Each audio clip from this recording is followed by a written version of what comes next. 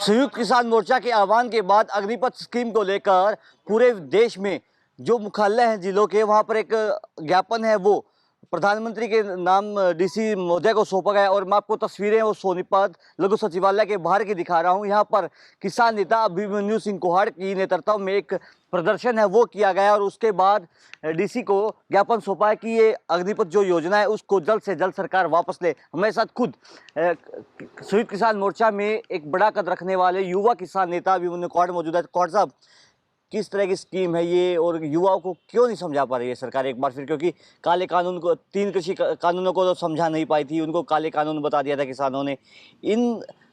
इस योजना को कहाँ तक आप जायज मान रहे हैं? देखिए, आज बहुत सारे संगठनों के भारतीय किसान नौजवान यूनियन, भारतीय किसान यूनियन टिकैत और अन्य कई संगठनों के बड़ी संख्या में साथी यहाँ पे इकट्ठे हुए हैं।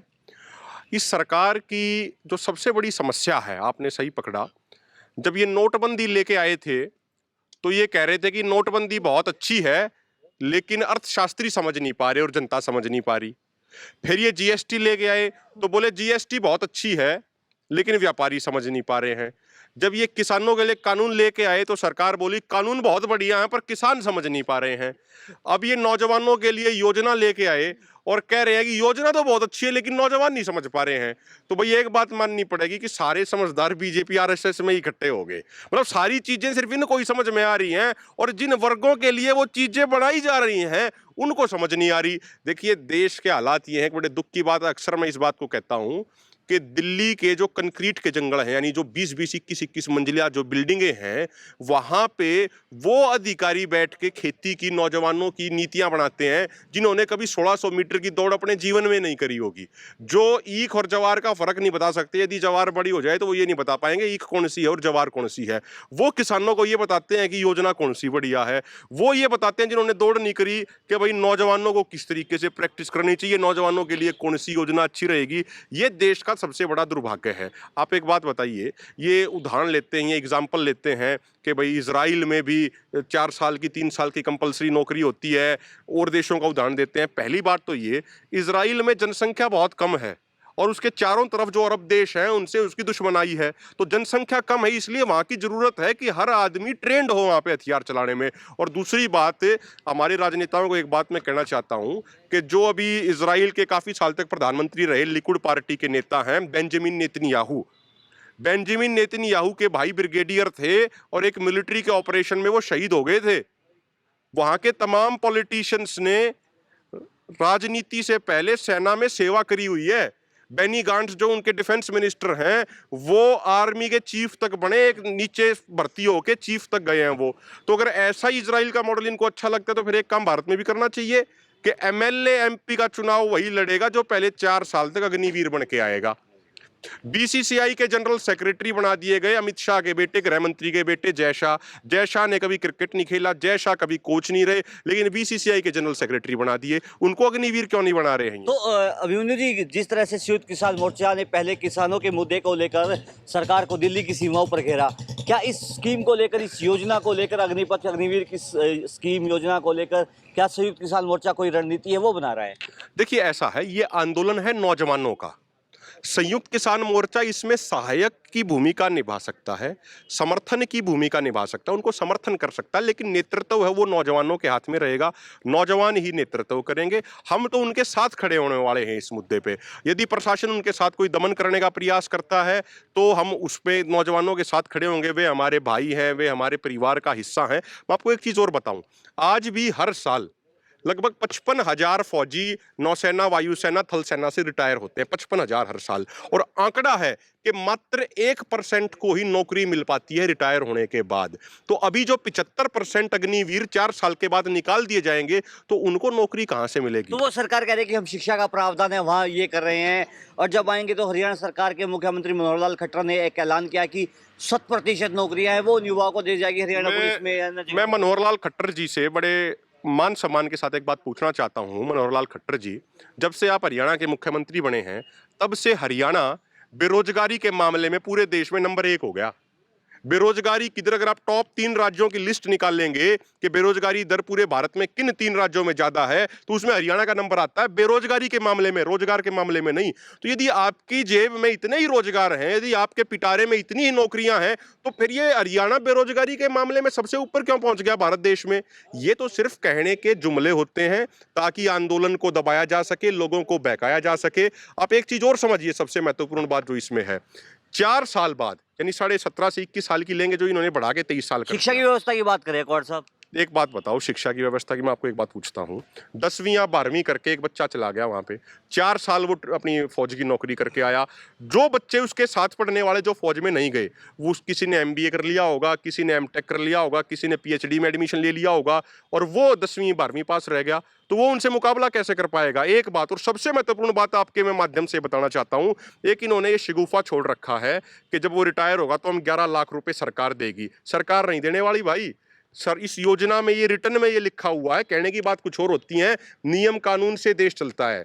उसमें ये साफ लिखा हुआ है कि पहले साल उनको हर महीने तनख्वाह मिलेगी 30,000 रुपए की, दूसरे महीने मिलेगी 33,000 रुपए की, तीसरे साल मिलेगी 36,500 की, चौथे साल मिलेगी 40,000 की। पहले साल जो तनख्वाह मिलेगी, हर महीने की तनख्वाह में से 30% सरकार काट के अपने फंड में जमा कर लेगी। यानी पहले साल हर महीने 9,000 रुपए कटा करेंगे, दूसरे साल 11,000 रुपए हर महीने कटेंगे, तीसरे साल 12,000 रुपए हर महीने कटेंगे, चौथे साल 13,500 रुपए हर महीने कटेंगे। अब आप इन चारों सालों के रूपों के जोड़ोगे तो 5.5 लाख तो मूल हो गया, प्रिंसिपल हो गया 5.5 लाख तो, और उसका 4 साल का ब्याज जोड़ लो तो 8-9 लाख रुपए तो वही हो गए। ये 11 लाख कहां से दे रहे हैं? ये तो उसी का पैसा अपने पास रख के उस पे ब्याज कमा के 4 साल बाद उसकी जेब में डाल दें और कह देंगे हमने बहुत पैसा दे दिया। और भी साथी हैं, मैं चाहता हूँ देखिए हमारे साथ महिला किसान भी मौजूद है। मैम, क्या नाम है आपका? सत्यवती। सत्यावती जी, इस स्कीम का क्या फायदा है, क्या नुकसान है? क्योंकि किसान संगठन है वो लगातार इसका विरोध कर रहे हैं, युवा विरोध कर रहे हैं। आपके नजरिए से क्या है ये स्कीम? देखिए, जो ये अग्निपथ योजना लेकर के आए हैं हमारे प्रधानमंत्री जी, ये केवल अपने फ़ायदे के लिए, अपने जो इसकी प्राइवेट कंपनियां हैं उनके फ़ायदे के लिए लेकर आए हैं। इसमें आम जनता का कोई फ़ायदा नहीं है, क्योंकि इसमें ये अपनी प्राइवेट एजेंसी बनाना चाहते हैं। 4 साल ये युवाओं को सेना में एक ट्रेनिंग के तौर पे रखेंगे और फिर इसे बाहर आके एजेंसी में सिक्योरिटी गार्ड की नौकरी के लिए तैयार किए जाएंगे। देखिए, हमारे साथ युवा भी मौजूद हैं। सर, क्या नाम है? प्रवीण शरावत। प्रवीण जी, किस तरह से देख रहे हो? क्योंकि युवाओं में आक्रोश है, बवाल है, वो हो रहा है पूरे देश में। हरियाणा में किस जगह बवाल हुआ, उसको लेकर क्या सरकार आप लोगों तक इस स्कीम की सारे फायदे पहुंचा नहीं पाई, या फिर युवा है वो स्कीम को नहीं इम्प्लीमेंट करवा पा रहे हैं? देखिए, युवा को 4 साल के लिए एक रोजगार के नाम पे भ्रमित किया जा रहा है। 4 साल के बाद वो एक आएगा, उसको पता नहीं होगा भी आगे उसको किस तरह अपने करियर में आगे क्या करना है। उसमें से कुछ युवक भी पथ भ्रमित भी हो सकते हैं, वही नशे की तरफ भी जाएंगे। उनको 4 साल के आने के बाद गाइड नहीं होगा किस तरीके से हमने अपना जीवन यापन करना है। तो इस तरह ये है कि इसको एक स्थायी रोजगार से हटा के इसको एक प्राइवेटाइजेशन करके उनको एक सिक्योरिटी गार्ड के तौर पर युवाओं को तैयार किया जा रहा है, जो कि बहुत ही उनके साथ गलत किया जा रहा है। देखिए, खाप पंचायतें भी है इस पूरे अग्निपथ योजना को एक तरह से नकार रही है। हमारे साथ सरोवा खाप के प्रधान मौजूद है। प्रधान जी, खापों का क्या रोल रहने वाला है इस योजना को नकारने में? पहले बात तो मेरे सभी आपके दर्शकों भाई से राम राम। मेरे भाई, खाप प्रधानों का तो ऐसा भाई, हमारे बच्चे हैं, युवा बच्चे हैं, जो हमारे ही बच्चे हैं, वो उनका भविष्य खराब करने के लिए सरकार अग्निपथ योजना लेके आई है। ये बहुत ही खराब है। हम इससे अलग, जैसे आपने इंटरव्यू लिया इससे पहले 2-4 दिन से, सभी जो हमारे खाप में जितने भी फौजी भाई हैं, कर्नल जनरल तक भी हैं, उनसे पूछिए कई बार हमने, भाई ये ठीक है? वे सब कहते हैं नहीं जी ये गलत है। गलत भाई बताओ हमारे को, क्योंकि इसमें सबसे ज़्यादा तो वही जाने ना जो डिफेंस से जुड़े हुए हैं, कितना अच्छा कितना बुरा तो वही बताएंगे। उन्हें बताना नहीं ये गलत है। ये सरकार 4 साल में जो कह रहे हैं कि सोल्जर बनाओगे, सोल्जर बनने के लिए तो एक्चुअली में जब सोल्जर बन रहा है तो उसको 5 से 6 साल चाहिए। 9 महीने की पहले ट्रेनिंग थी, 6 महीने ट्रेनिंग में क्या कराएगा बच्चा? 6 महीने ट्रेनिंग के बाद 3.5 साल की नौकरी करेगा। नौकरी नहीं करवा रहे हैं। तो खाप पंचायतों का क्या रुख रहने वाला है? क्योंकि एक गढ़ी सांपला में भी खाप पंचायतों ने स्पष्ट कर दिया था कि इस योजना का बहिष्कार किया जाएगा। सोनीपत में किस तरह की रणनीति है वो बनाई जा रही है खाप पंचायतों द्वारा? खाप पंचायत द्वारा यही रणनीति बनाई जा रही है कि हमारे युवा और जो रिटायर्ड फौजी थे, हमारे डिफेंस से थे, उनको आगे किया जा रहा है। अभी तुम अपनी लड़ाई लड़ो, खाप पंचायतें तुम्हारी मदद करेंगे दिन रात, जिस चीज़ की तुम्हारी जरूरत पड़ेगी वहीं मिलेंगे तुम्हारे साथ, कंधे से कंधा मिलाकर। पर लड़ाई तुम्हारी है, तुमने लड़नी पड़ेगी, तुम्हें समझाना पड़ेगा। डिफेंस वालों को इसीलिए बोला है भाई रिटायर्ड तो हो गए, तुम्हारे बड़े बड़े अफसर हो, तुम समझाओ, युवा को भी समझाओ, गलत है तो गलत समझाओ, ठीक है तो ठीक समझाओ।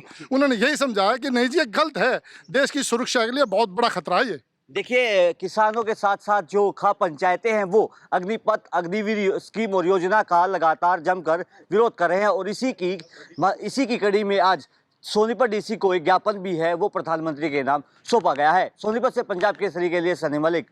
हमसे जुड़े रहने के लिए हमारे YouTube चैनल को सब्सक्राइब करें और नई वीडियो की नोटिफिकेशन के लिए बेल आइकॉन को दबाएं। अगर आप ये वीडियो Facebook पर देख रहे हैं तो लाइक जरूर करें और ज्यादा से ज्यादा शेयर करें। धन्यवाद।